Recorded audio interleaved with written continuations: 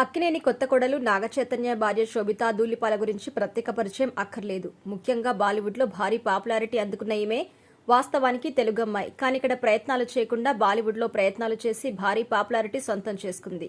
చైతన్యతో ఎప్పుడైతే ప్రేమలో పడిందో అప్పటి నుంచి భారీ పాపులారిటీ సంపాదించింది.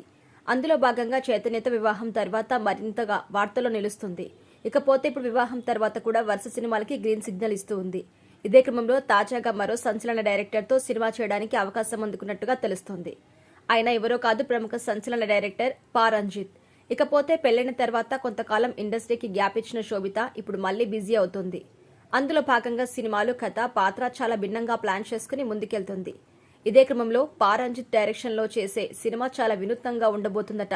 ఇకపోతే పా రంజిత్ విషయానికొస్తే ఆయన సినిమాలు, కథ, నటీనటుల వేషధారణ చాలా డిఫరెంట్గా ఉంటుంది.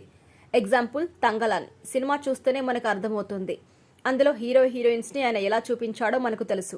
ప్రస్తుతం ఆయన వెట్ వన్ అనే మూవీ తెరకెక్కిస్తున్నారు. ఈ సినిమాలో ప్రముఖ నటుడు దినేష్ హీరోగా చేస్తుండగా ఆర్య విలన్ పాత్ర పోషిస్తున్నారు. అట్టకత్తి సినిమా తర్వాత వీరి కాంబోలో వస్తున్న రెండో సినిమా. ఇందులో హీరోయిన్ గా శోభితాను తీసుకున్నట్టుగా తెలుస్తోంది. ఇక పా రంజిత్ సినిమాలో హీరోయిన్ లుక్ చాలా డిఫరెంట్ గా ఉంటుంది. కాబట్టి పాత్ర గురించి గుర్తింపు తీసుకొచ్చే సినిమా అవుతుందని అంటున్నారు. ఇదే జరిగితే పెళ్లి తర్వాత ఆమెకి అదృష్టం కలిసొచ్చే ఛాన్స్ ఉంది. ఇకపోతే ఇప్పటికే శోభిత కారణంగా చైతన్యకి భారీ అదృష్టం కలిసి వచ్చింది. వివాహం తర్వాత చందు మొండెట్టి దర్శకత్వంలో తండెల్ సినిమా భారీ విజయం నమోదు చేసుకున్నారు.